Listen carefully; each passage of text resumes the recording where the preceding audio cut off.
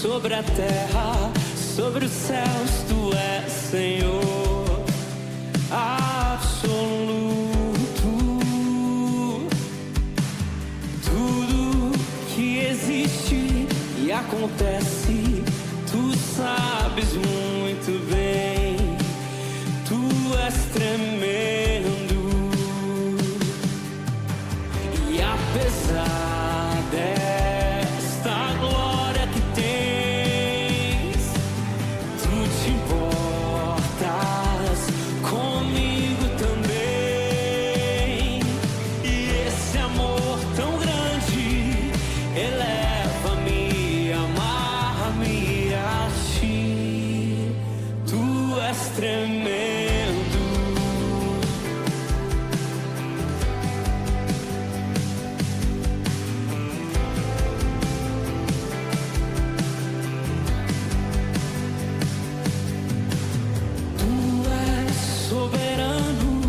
sobre a terra, sobre os céus, tu és Senhor absoluto.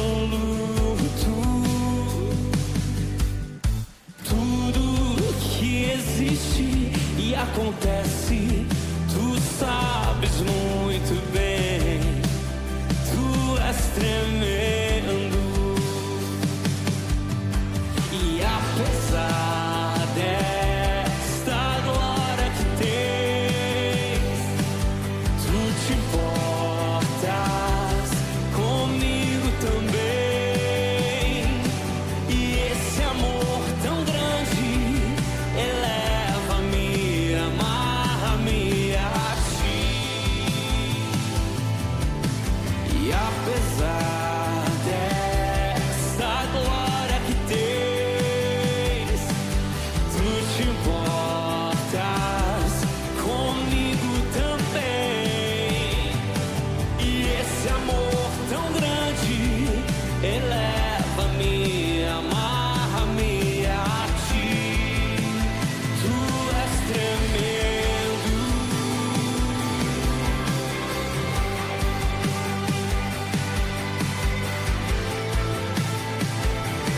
Oh, tu és tremendo. Tu és tremendo.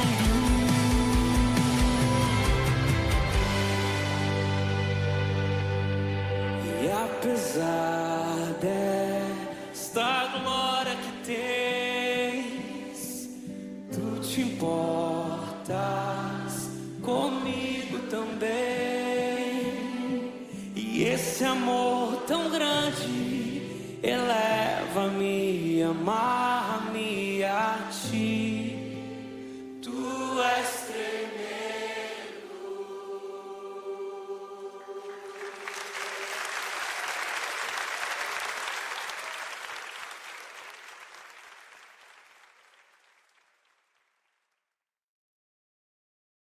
Queremos agradecer ao Conselho da Igreja pelo gentil convite que nos fizera para estar com vocês nesta manhã, para compartilharmos a palavra do Senhor.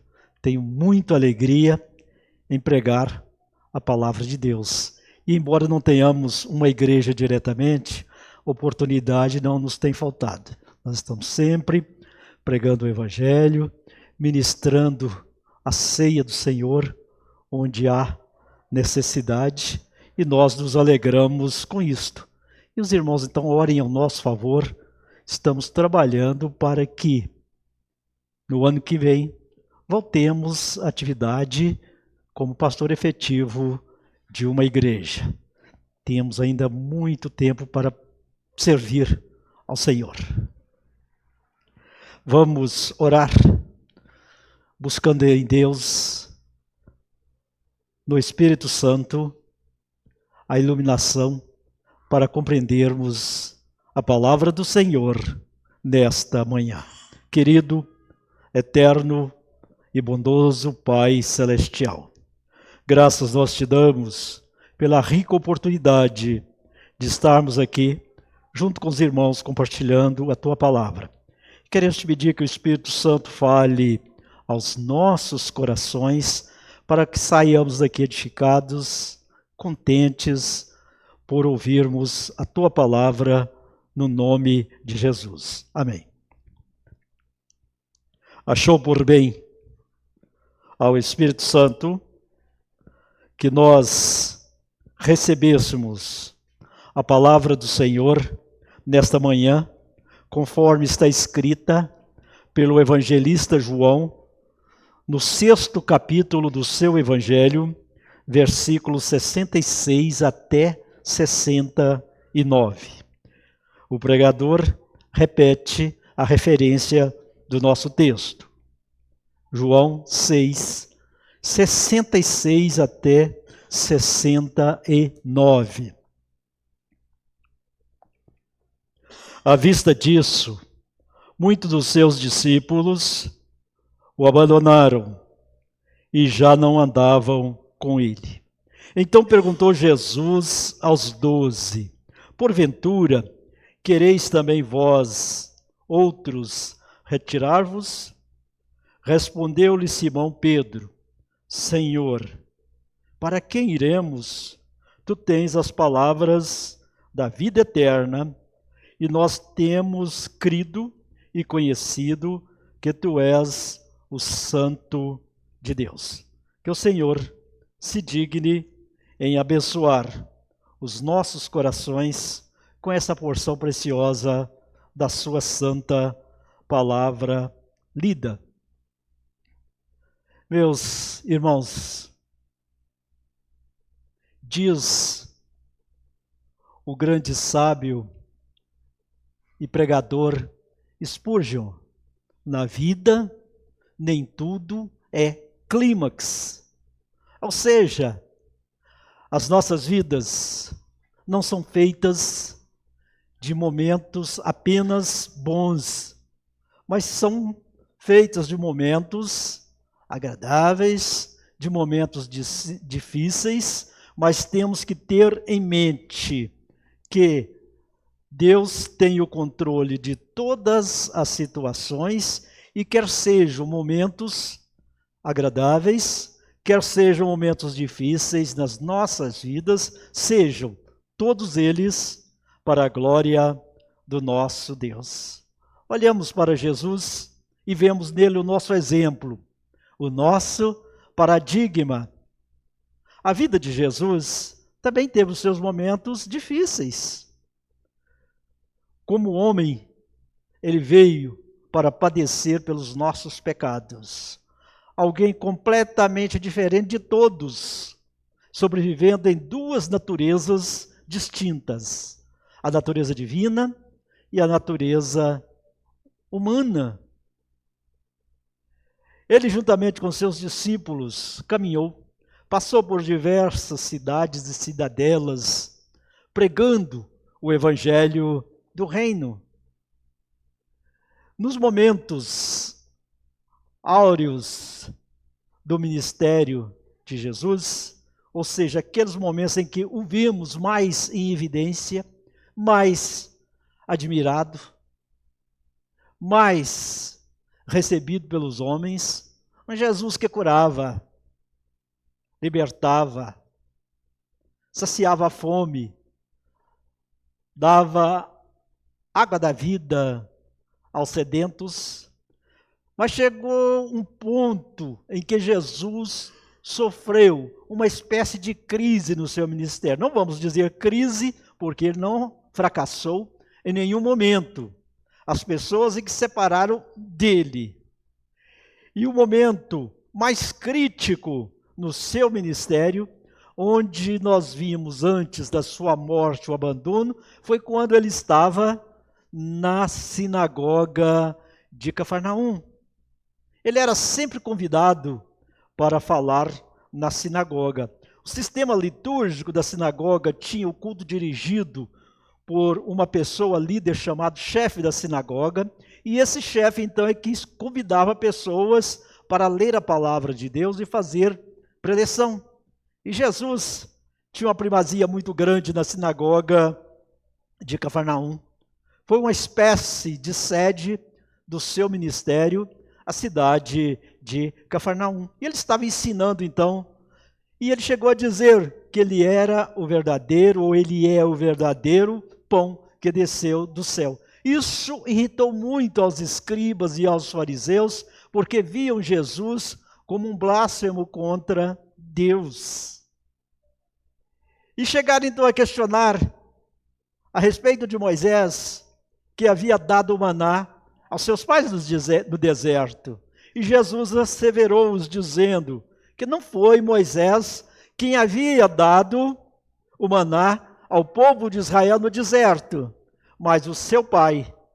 Mas ele diz assim que aquele maná não é, embora descido do céu, ou seja, caído, não era o verdadeiro pão. Era um pão cotidiano, era um pão de momentos pontuais. Mas ele sim, ele é o verdadeiro pão que desceu do céu.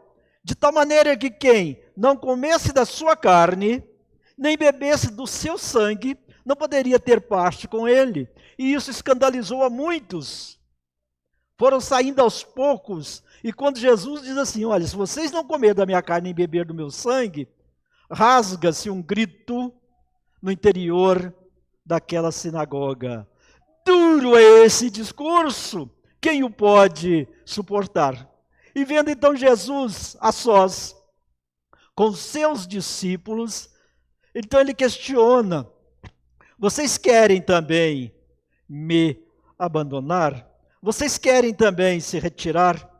Então o apóstolo Pedro, líder do colégio apostólico, embora um homem muito impetuoso, estava sempre à frente dos outros, mas nesse momento ele toma uma atitude correta.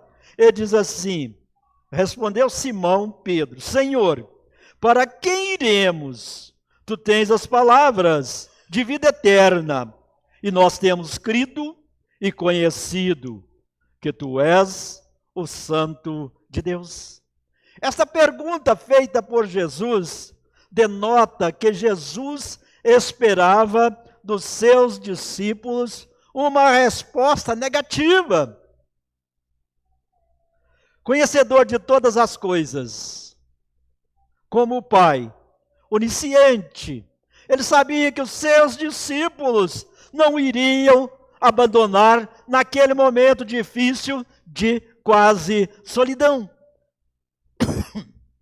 Embora um deles o haveria de traí-lo mais tarde, ele tinha a certeza da fidelidade daqueles discípulos. Ele os havia preparado, ou estava preparando num processo de discipulado de 3 anos. Ele confiava na lealdade e no amor dos seus verdadeiros discípulos.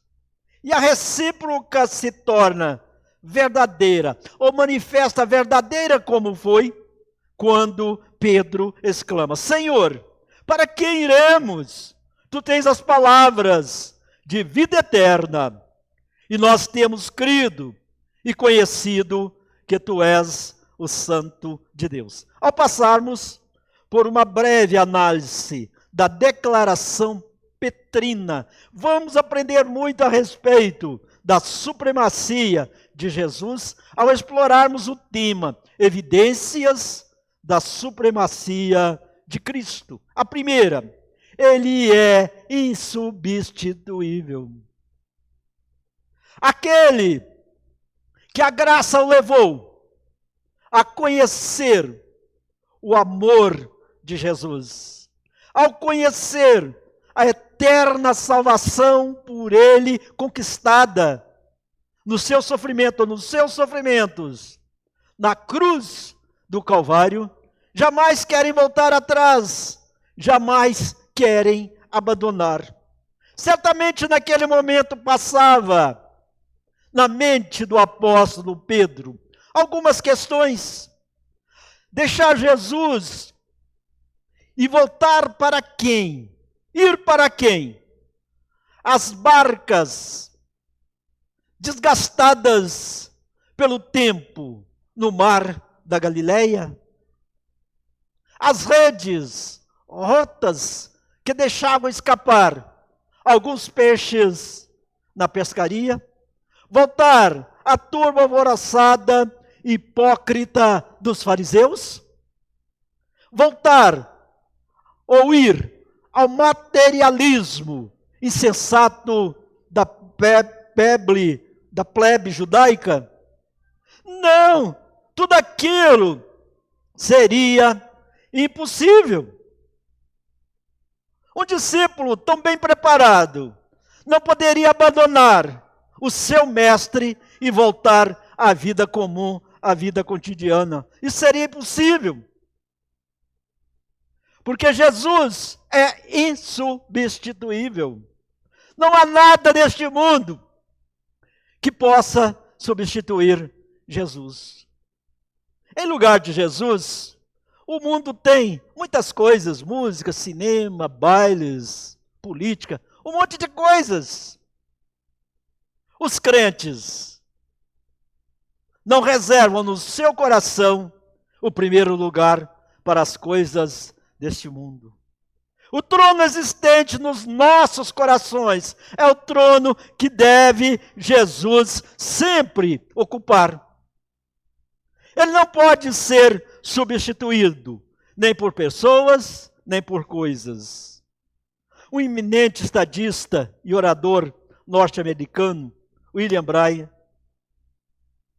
disse certa vez, em controvérsia com os incrédulos, os crentes muitas vezes cometem o erro de se limitar e responder às questões dos adversários da fé, como se fossem alunos perante a autoridade e a ciência de seus mestres. É necessário que o crente tenha experiência com Deus, para que saiba muito bem os atributos da pessoa de Jesus, para que saiba muito bem a sua função nos seus exercícios de profeta, sacerdote e rei.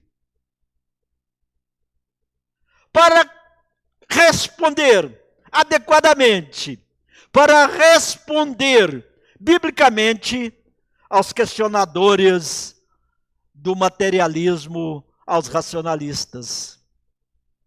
Não podemos nos limitar apenas a responder às suas perguntas, mas sim ter nos lábios sempre uma mensagem que traga ao perdido pecador a transformação de vida para que ele possa ser salvo, para que ele possa ser conduzido à vida eterna.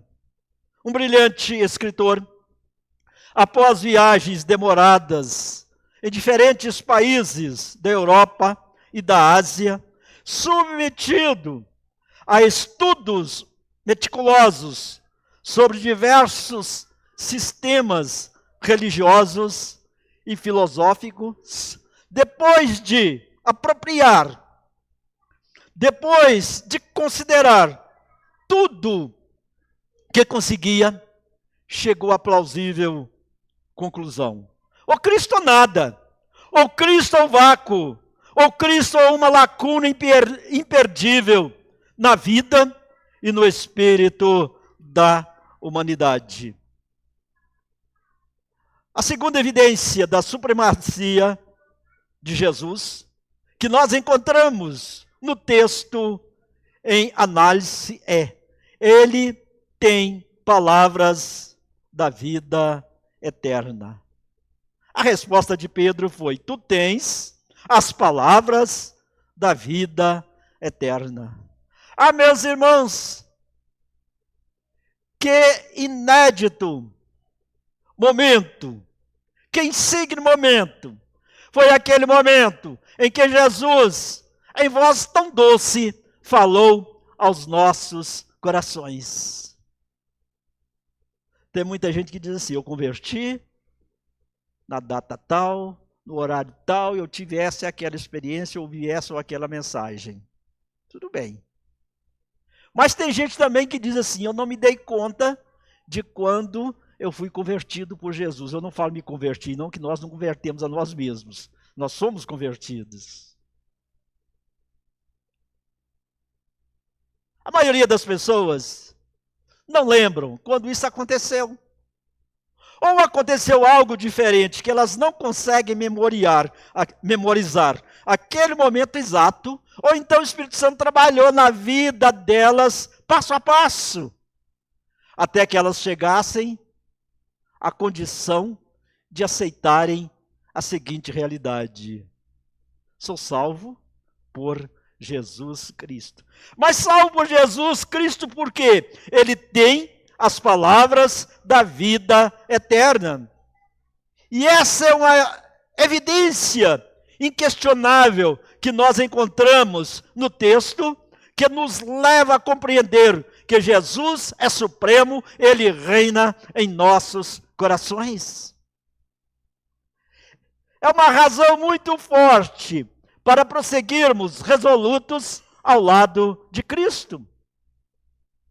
Em seu ministério de 3 anos, o apóstolo Pedro havia ouvido as verdades sublimes do reino de Deus. E essas verdades havia projetado na escuridão da sua alma uma luz celestial, que lhe trouxe esperanças radiosas para a vida eterna. As palavras de Jesus eram tão diretas, eram tão profundas, eram tão cheias de amor, eram tão portadoras de transformações, que alguém disse assim, registrado também pelo apóstolo João: nunca homem algum falara como este homem. Existem na história da humanidade tantos homens sábios, cheios de eloquência, portadores de uma retórica invejável. Por maiores, por mais notórios que tenham sido, estejam sendo hoje em dia os seus discursos, ninguém nunca falou tão profundamente como Jesus falou. Ninguém nunca trouxe à vida alguma transformação. Porque as suas palavras, por mais apuradas que sejam, por mais aplicadas que sejam, elas não são palavras para a vida eterna. A maioria dos discursos hoje, principalmente no âmbito político, são palavras de enganação. São palavras portadoras de mentira, ou de mentiras. Mas Jesus, as suas palavras eram sinceras. As suas palavras eram cheias de meiguice. Elas operavam para a vida eterna. Um cristão entra inesperadamente na residência do incrédulo francês Rousseau e diz: que é isso, Rousseau? Você proclama-se incrédulo e está ensinando o evangelho à sua filha? Meu amigo, se você tem aí alguma coisa melhor do que o evangelho para se ler a uma filha, replicou Rousseau, faça o obséquio de me dá-lo. Imaginem que cena. Rousseau era incrédulo, possivelmente o filósofo da Revolução Francesa. Não encontrei outro Rousseau assim de imediato. Como ele é muito conhecido possa ser esse. Ele era incrédulo. Incrédulo por quê? Ele era racionalista. A Revolução Francesa é composta dentro de uma filosofia totalmente racionalista. Eram homens que tentavam se pautar pela razão. E o racionalismo tinha um de seus lemas: só é verdade aquilo que se possa provar concretamente. Aquilo que se pode provar com algo visível ou palavras que se convencem. Daí eles não criam em Deus, porque dizia assim: Deus é uma teoria. Deus não existe porque nós não vemos Deus. E muitos crentes, fiéis, sinceros e verdadeiros, lutaram contra o racionalismo. Racionalismo que tem atingido pessoas até hoje. Pessoas cheias de questionamento. Não têm a mente aberta para aceitarem o Evangelho. A terceira evidência da supremacia de Jesus é que as suas palavras nos convencem. Encontramos aqui uma aplicação de argumentos progressivos e lógicos. Primeiro, Jesus é insubstituível. Segundo, Jesus tem palavras de vida eterna. E terceiro, as palavras de vida eterna de Jesus nos convencem. Feliz o dia em que aceitei Jesus e nele a salvação. Como dissemos anteriormente, talvez não nos lembremos deste feliz dia no qual a palavra do Senhor Jesus falou aos nossos corações, mas nós sabemos que essas palavras nos transformaram, elas nos convenceram. O apóstolo Paulo, ainda como Saulo, que perseguia a igreja do Senhor Jesus, achando que estava trabalhando para Deus, por ser um fariseu lá do Sinédrio, por ser zeloso, ele ia para Damasco com cartas do Sinédrio para prender cristãos, amarrá-los e levá-los para Jerusalém para serem julgados pelo Sinédrio. Em um determinado momento, uma luz forte brilha ao seu redor e Jesus diz assim: eu sou Jesus a quem você me persegue, Paulo. Eu sou Jesus. Duro é para aquele que fica lutando contra as coisas de Deus. Paulo cai ali, passa por todo aquele processo que nós já conhecemos, fica cego, vai para a casa de Ananias, é libertado da cegueira, e depois então ele é batizado e passa a servir a Deus. Uma vida invejável aplicada na obra missionária. E no final da sua vida ele exclama: mas eu sei em que tenho crido e estou certo que ele é poderoso para guardar o meu depósito até aquele dia, ou até o dia final. Essa era a convicção do apóstolo Paulo, porque ele havia sido convencido pelas palavras de Jesus. Igualmente, Pedro conviveu com Jesus durante 3 anos, observou o seu comportamento particular e público, ouvia sempre palavras verdadeiras, observava o caráter perfeito de Jesus, observava a vida ideal de Jesus. E aqueles fatos então foram cristalizando na sua consciência a convicção inabalável de que Jesus é o Cristo, o Filho de Deus, que Jesus é o Salvador, que Jesus é o Messias que veio a este mundo para libertar o pobre pecador da perdição eterna.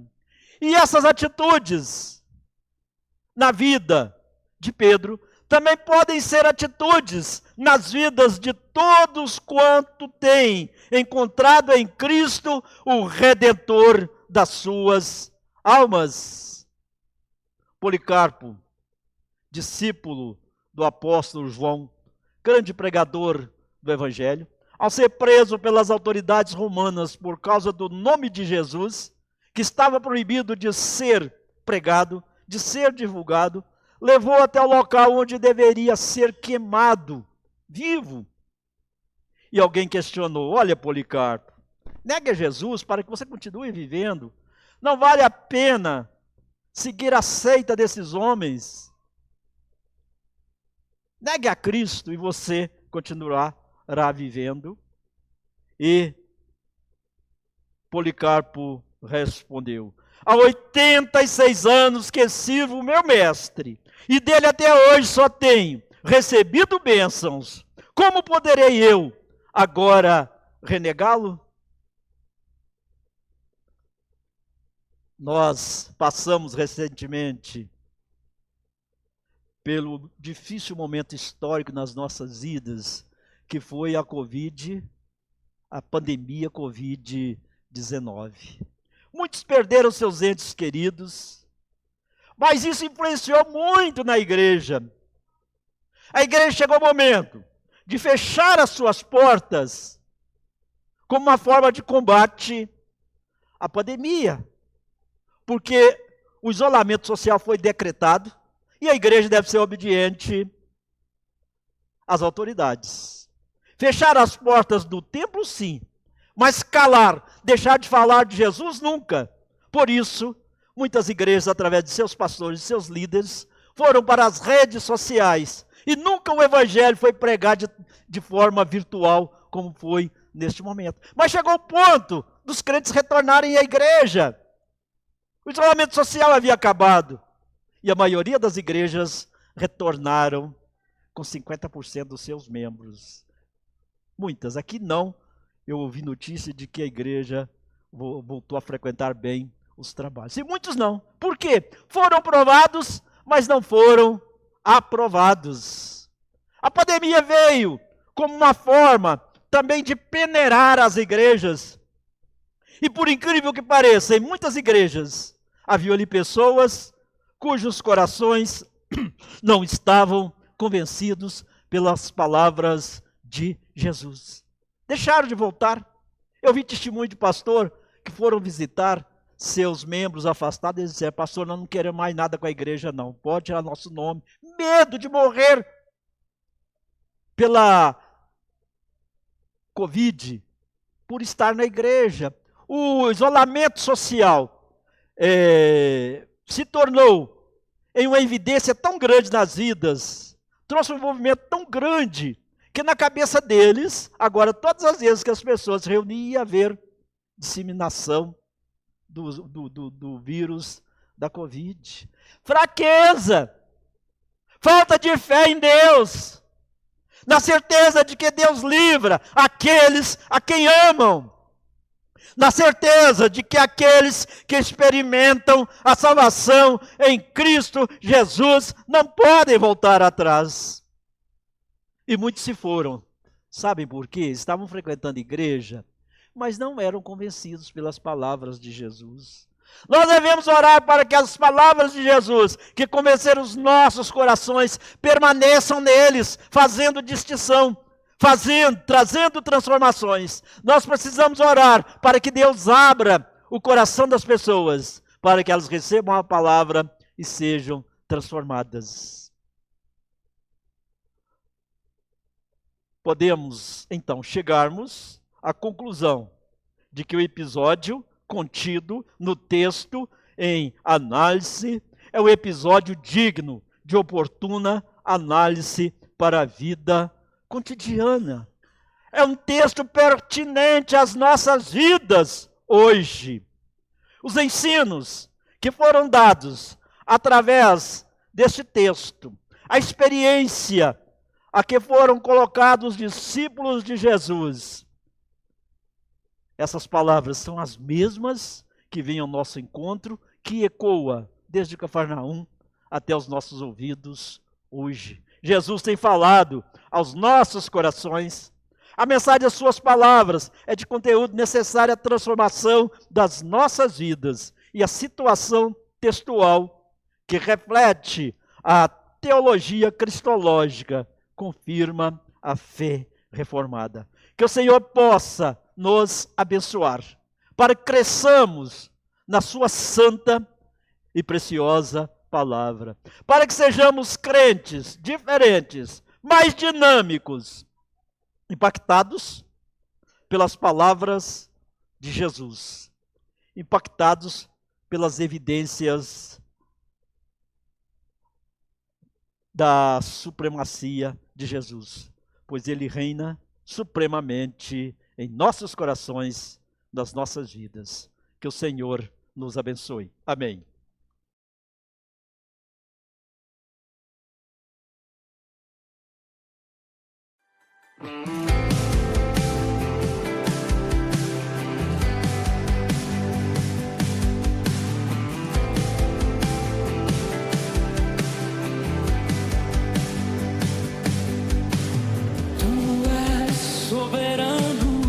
Sobre a terra, sobre os céus, tu és Senhor absoluto.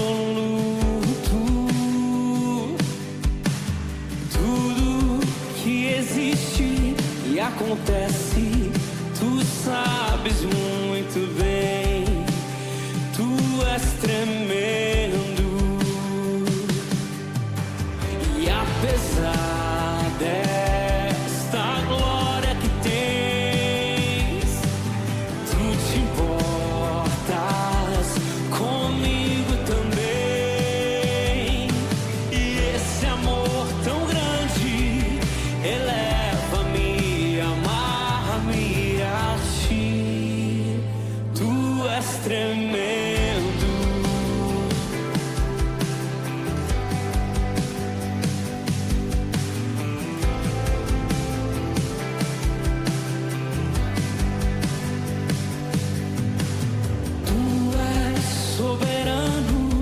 sobre a terra, sobre os céus, tu és Senhor absoluto.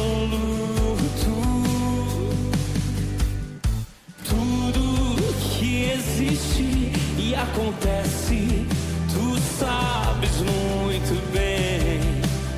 Tu és tremendo.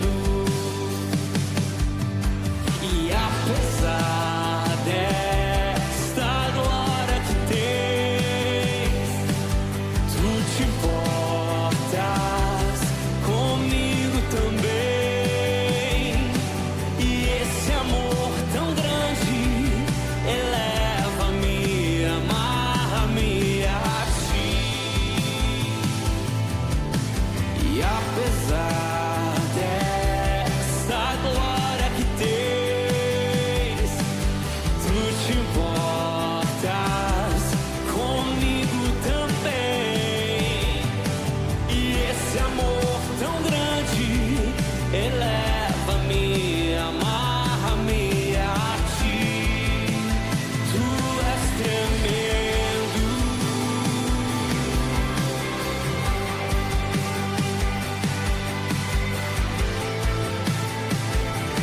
Oh, tu és tremendo.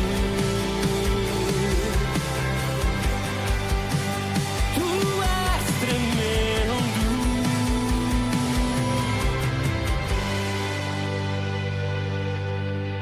E apesar desta glória que tens, tu te importas comigo também. E esse amor tão grande eleva-me, amar.